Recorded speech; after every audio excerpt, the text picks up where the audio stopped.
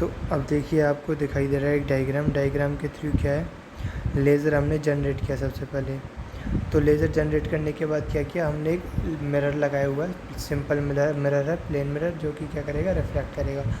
अब अगर सपोज़ करो हमें 90 डिग्री पे रिफ्लेक्ट करवाना है, तो हमें पता है angle of incident equals to होता है एंगल ऑफ रिफ्लेक्टेड लाइट।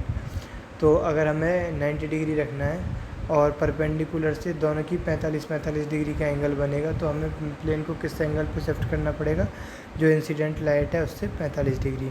जब इंसिडेंट लाइट से 45 डिग्री पे हम इसको सेट कर देंगे तो ये 90 डिग्री पे हमारी लाइट को रिफ्लेक्ट कर देगा। जब 90 डिग्री पे लाइट रिफ्लेक्ट हो जाएगी हमारी, तो ये हमारे पास जो एनर्जी अटेंड्यूएटर लगा होता है, जो कि लेज़र अगर स्कैटर हो रही होगी तो स्कैटर्ड को ऑब्जर्व कर लेगा और जो सेंटर से जा रही होगी लेज़र उसको पास करवा देगा। उसके बाद फिर हमें अगर 90 डिग्री पर लाइट को रोटेट करना है, तो उसके लिए दोबारा हम 45 डिग्री पे एक मिरर लगाएंगे। तो उसके बाद क्या होगा, बीम होमोजीनाइज़र, तो बीम होमोजीनियस बना देगा। जितनी बीम हमारी जा रही है, अगर वो कहीं से ज़्यादा इंटेंसिटी है उस रेडियस के, उस सर्कमफेरेंस के अंदर कहीं कम इंटेंसिटी है, तो उसको सेट कर देगा। उसके बाद फिर हमें 90 डिग्री पे दोबारा रोटेट करना है वर्क पीस की तरफ।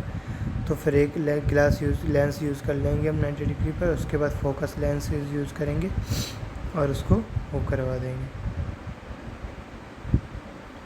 ओके, तो उसके बाद क्या करेंगे हम, इसको फोकस करेंगे और जैसे कि वो इसको लेंसेज के थ्रू फोकस करेंगे वर्क पीस के ऊपर। और वर्क पीस को भी हम 4 डायरेक्शन में प्लेट को मूव करवा सकते हैं, that is left, right and outward and inward direction. और लेंस की पोजीशनिंग को सेट करने के लिए फोकसिंग लेंस को हम अपवर्ड एंड डाउनवर्ड डायरेक्शन में शिफ्ट कर सकते हैं। ओके, सो नेक्स्ट इज़ आगे अगर हम बात करें तो एक सिंपल प्रोसेस हमें दिखाया गया है जैसे हम लेंसेज यूज़ करते हैं। सबसे पहले तो हमारी लाइट आ रही है बाहर से, हमने पोलराइज़र लगा दिया। पोलराइज़र के बाद सेकंड हार्मोनिक जनरेटर लगा दिया। उसके बाद एक्चुएटर लगा दिया। उसके बाद 4 लेंसेज हैं जिनके थ्रू हम इसको से 90 डिग्री पर रोटेट करने के बाद वर्क पीस की तरफ लाएंगे। वर्क पीस से जस्ट पहले हमारे लेंसेज का सेटअप लगा होगा, जो कि इसको कंसंट्रेट करके एक पोजीशन पे ले आएगा। Laser is emitted from the source is pass through the energy actuator. Laser जहाँ से सोर्स आ रहा है उसका उससे एमिट होगी। एमिट होने के बाद हम इसको एक्चुएटर के पास ले आएंगे। After it passes through the beam homogeniser, जैसा कि हमने डिस्कस किया था। बीम होमोजेनाइजर से ये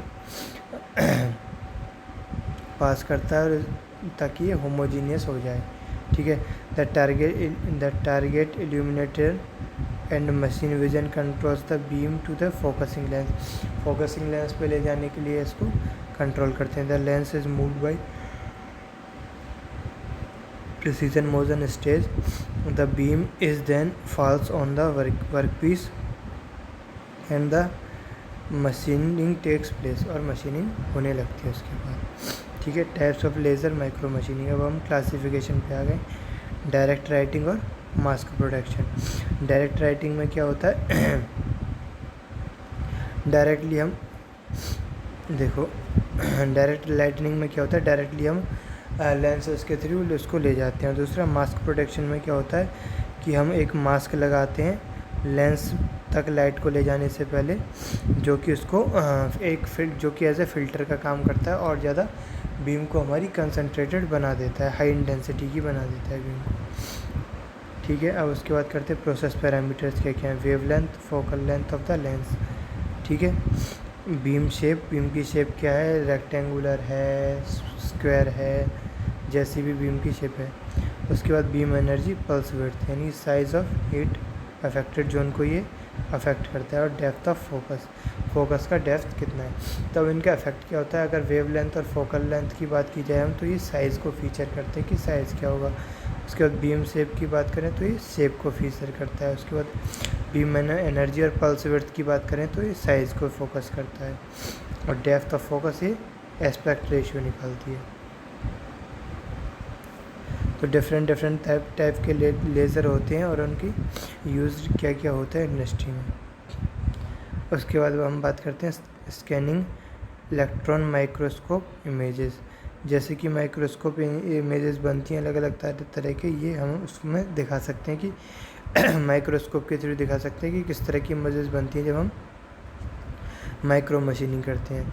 अब बात करते हैं हीट अफेक्टेड जोन की। अब हमारे पास दो तरीके के हैं, एक तो डायरेक्ट है और एक मास्क है। तो डायरेक्ट में हमारा हीट अफेक्टेड जोन ज़्यादा बनता है और मास्क वाले में हीट अफेक्टेड जोन कम बनता है, और जितनी शॉर्ट पल्सेस होंगी उतना हमारा हीट अफेक्टेड जोन कम होगा। अब इसकी एप्लीकेशन की बात करते हैं। For drilling micro holes laser beam drilling technique is use. Micro holes drill करने के लिए पहले हम दिखाया गया है। कटिंग ऑफ 1 mm ट्यूब को कट करना है 1 mm तक, उसके लिए जैसे ट्यूब को अलग अलग कट के किया है। 100 माइक्रोम विड्थ वी ग्रूव अगर हमें बनाने हैं, 100 माइक्रोम होल्स ड्रिल बनाने हैं तो उसके इसमें 75 mm high density polyethylene drills करने के लिए हम यूज़ कर सकते हैं।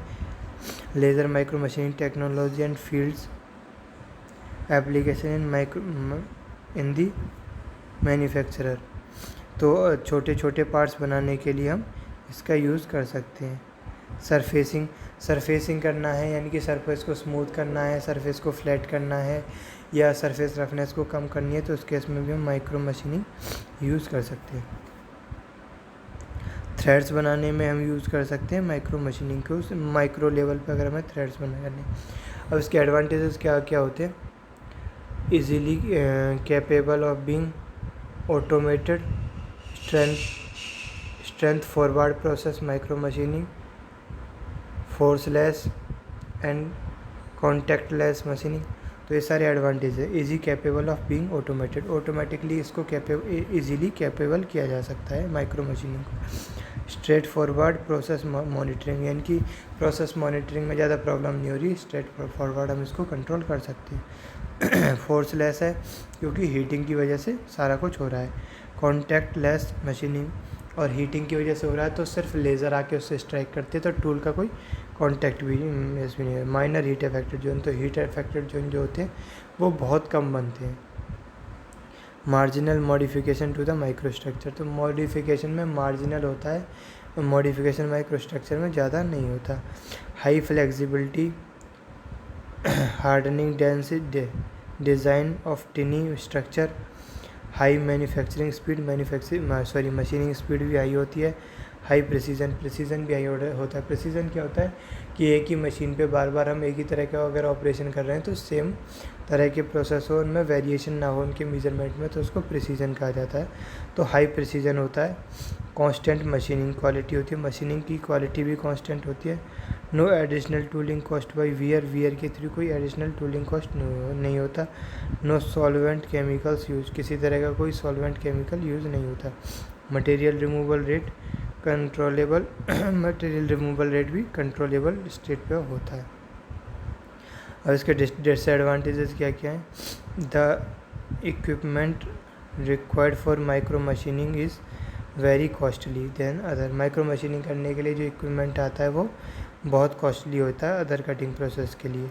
Need high skilled person to operate micro machining system, high skilled operators की ज़रूरत होती है माइक्रो मशीनिंग सिस्टम को होल्ड करने के लिए। मटेरियल लिमिटेशन होता है क्योंकि मटेरियल्स को सारे मटेरियल्स पे माइक्रो मशीनिंग नहीं की जा सकती है। Reflected laser light can be present is safety hazard, तो हज़ार्ड भी यूज़ कर सकती है। अब हम बात करते हैं कंक्लूज़न की। तो कंक्लूज़न क्या है इसमें? Micro machining technology not only provides a new manufacturing route for the existing, तो माइक्रो मशीनिंग से ना केवल हम नई तरह के मैन्युफैक्चरिंग रूट प्रोवाइड कर सकते हैं but also allows the certain completely new products, तो उससे नए प्रोडक्ट्स भी बनाए जा सकते हैं।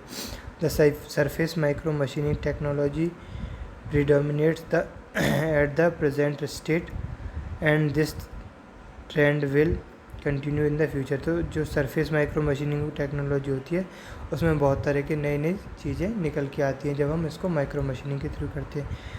Nano is the buzzword, तो नैनो मशीनिंग, नैनो क्या होता है? Nano micro electric machining system और nano electric machining system use करते हैं हम प्रेजेंट टेक्नोलॉजी में, लेकिन नैनो जो होता है वो बहुत छोटा साइज़ होता है और इसको मशीन करने के लिए हमें बहुत ज़्यादा मेहनत करनी पड़ सकती है।